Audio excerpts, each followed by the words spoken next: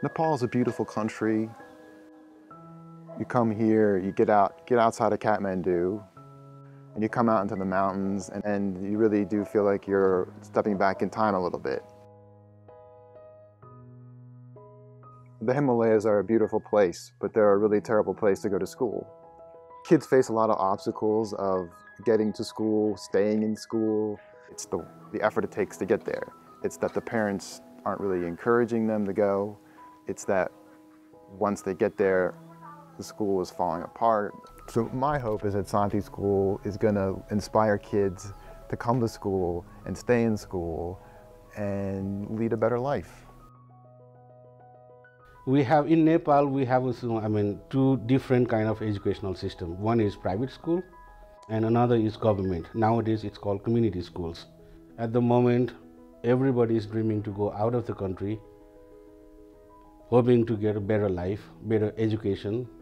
The private schools are well managed, well invested with all the facilities, almost at par with international standard. So we thought we didn't have to build another school, but rather help the community schools to compete with the private schools as well.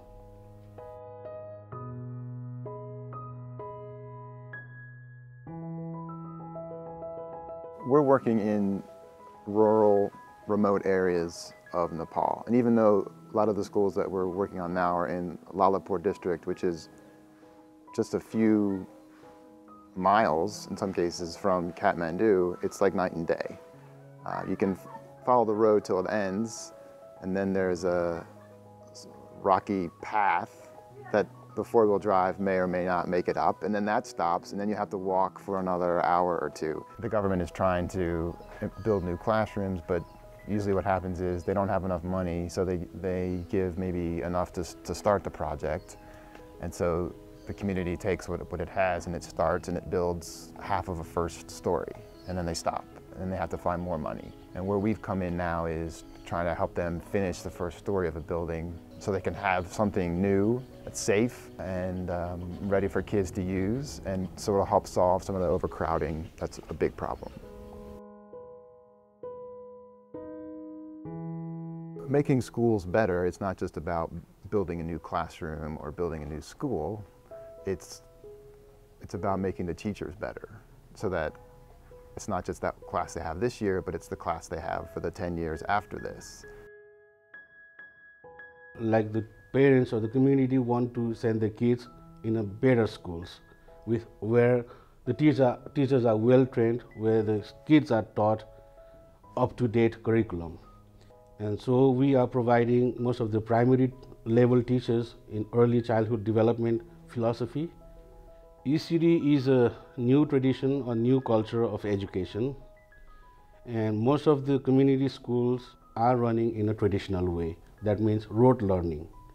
Whereas the world has grown, or the horizon is become big, and this is only possible with the ECD trained teachers. We are here many teachers who have worked in private school. We have the experience of working in those schools as well. For example, I myself was a principal for 7 years.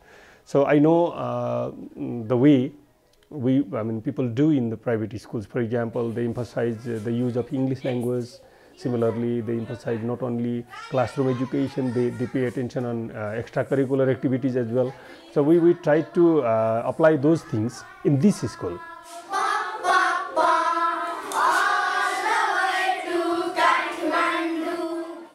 English is very important because, like, when you complete high school or higher secondary in Nepal, all other subjects except Nepali are taught in English. So if you don't have the background of English language, you are no one.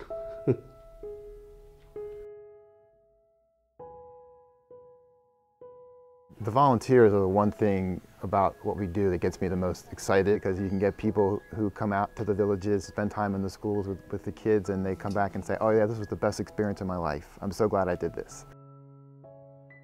Well, having an extra set of hands in the classroom is a big help. I think it's not just the extra English speaker, but the volunteers have interests whether it's sports, dancing, art, and they can bring that into the classroom and give the kids a chance to do something different that they wouldn't already do. So I've been teaching dance from class 5 to class 9, and they're very good people, they're very good human beings, they want to learn new things.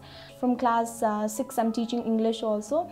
So even though they're weak, they're comparatively very weak to the city schools, but still they're trying to improve, and I'm giving my best. Since the first day I'm teaching, you know, I've seen the growth in every student. They're getting better day by day. Santi School is a small organization, but we get a lot of bang for our buck. It would be great if we could make every government school have the same amount of resources as private schools, but we can't. There's so many schools that need help. But we're able to help build these new classrooms and at the same time train those teachers that are working in those classrooms, and we are getting results. The attendance is going up, test results are better. We are having a positive effect, so we feel good about that. Maybe many people think being more ambitious is bad, but if you are not ambitious, how can you progress? Even I share with students. I tell them that the one who is not ambitious might not be progressing in life. We do not stop dreaming. There might be so many lacking, there might be so many problems, but we have to face it.